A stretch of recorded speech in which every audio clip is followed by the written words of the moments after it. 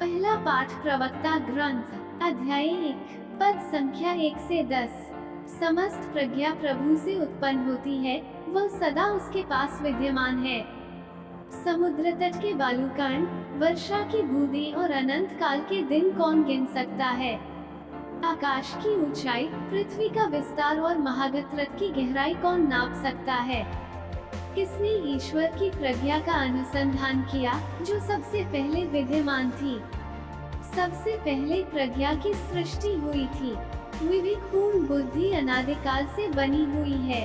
प्रज्ञा का स्रोत है स्वर्ग में ईश्वर का शब्द। प्रज्ञा के मार्ग हैं शाश्वत आदेश। प्रज्ञा की जड़ तक कौन पहुंचा है, उसकी बारीकियां कौन समझता है। प्रज्ञा की शिक्षा किसको मिली है, उसके विविध मार्ग कौन जानता है। परमश्रद्धेय प्रभु ही प्रज्ञा संपन्न है, वह अपने सिंहासन पर विराजमान है। प्रभु ने ही प्रज्ञा की सृष्टि की है। उसने उसका अवलोकन एवं मूल्यांकन किया और उसे अपने सभी कार्यों में सन्निविष्ट किया है। उसने उसे अपनी उदारता के अनुरूप सब प्राणियों और अपने भक्तों को प्रचुर मात्रा में प्रदान किया है।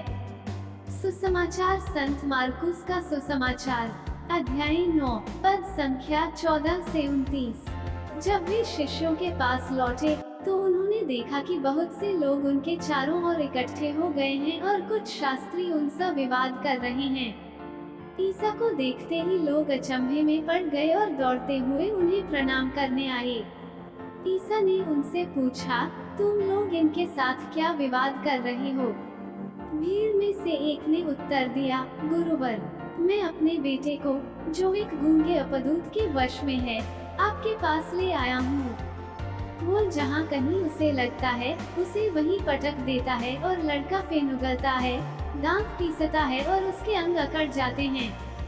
मैंने आपके शिष्यों से उसे निकालने को कहा, परंतु वे ऐसा नहीं कर सके।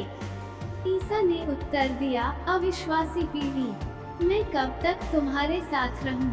कब तक तुम्हें सहता रहूं? उस लड़के को मेरे पास ले आओ। वे उसे ईसा के पास ले आए। ईसा को देखते ही अपदूत ने लड़के को मरोड़ दिया। लड़का गिर गया और फेन उगलता हुआ भूमि पर लौटता रहा।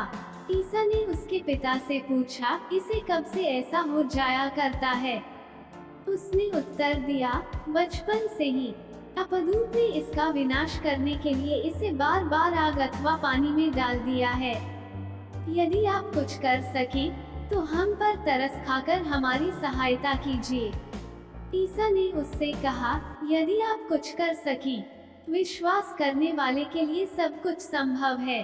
इस पर लड़के के पिता ने पुकार कर कहा, मैं विश्वास करता हूँ, मेरे अल्प विश्वास की कमी पूरी कीजिए।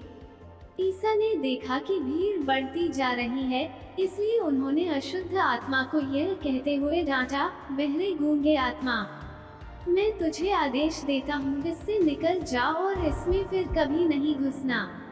अपदूत चिल्लाकर और लड़के को मरोड़कर उससे निकल गया। लड़का मुर्दा सा पड़ा रहा, इसलिए बहुत से लोग कहते थे, यह मर गया है। परंतु ईसा ने उसका हाथ पकड़कर उसे उठाया और वह खड़ा हो गया। जब ईसा घर पहुँचे तो उनके शिष्यों ने एकांत में उनसे पूछा, हम लोग उसे क्यों नहीं निकाल सके। उन्होंने उत्तर दिया, प्रार्थना और उपवास के सिवा और किसी उपाय से यह जाति नहीं निकाली जा सकती। मनन चिंतन। आज का सुसमाचार एक शक्तिशाली और हृदय स्पर्शी अंश है, जो हम में से प्रत्येक के लिए कई अंतर्दृष्टि और सबक प्रदान करता है। कहानी में पीड़ित लड़के का पिता यीशु में बहुत अधिक विश्वास व्यक्त करता है, उस समय भी जब शिष्य उसके पुत्र को चंगा करने में असमर्थ होते हैं। वह पुकारता है, हे प्रभु, मैं विश्वास करता हूँ, मेरे अविश्वास को दूर करे। यह पद्यांश हमें बताता है कि जब हम संदेह और अनिश्चितता से जूझते हैं, तब भी हम ईश्वर में विश्वास रख सकते हैं तथा हमारे जीवन में बदलाव और चंगाई लाने की उनकी शक्ति पर भरोसा कर सकते हैं। एक और बात जो इस पद्यांश में देखी जा सकती है, वह है दृढ़ता की शक्ति। लड़के का पिता अपने बेटे के लिए मदद मांगने से नहीं चूकता, भले ही उसे लगता हो कि सारी उम्मीदें खत्म हो गई हैं। वो अपने बेटे को यीशु के पास लाने में लगा रहता है और उसका दृढ़ संकल्प अंततः लड़के की चंगाई की ओर ले जाता है।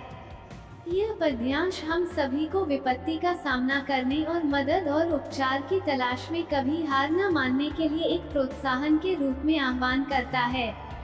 आज का पाठ हमारे लिए प्रोत्साहन, विश्वास की याद दिलाने, दृढ़ता, विनम्रता और हमारी अपनी सीमाओं की पहचान का स्रोत बने। आमीन।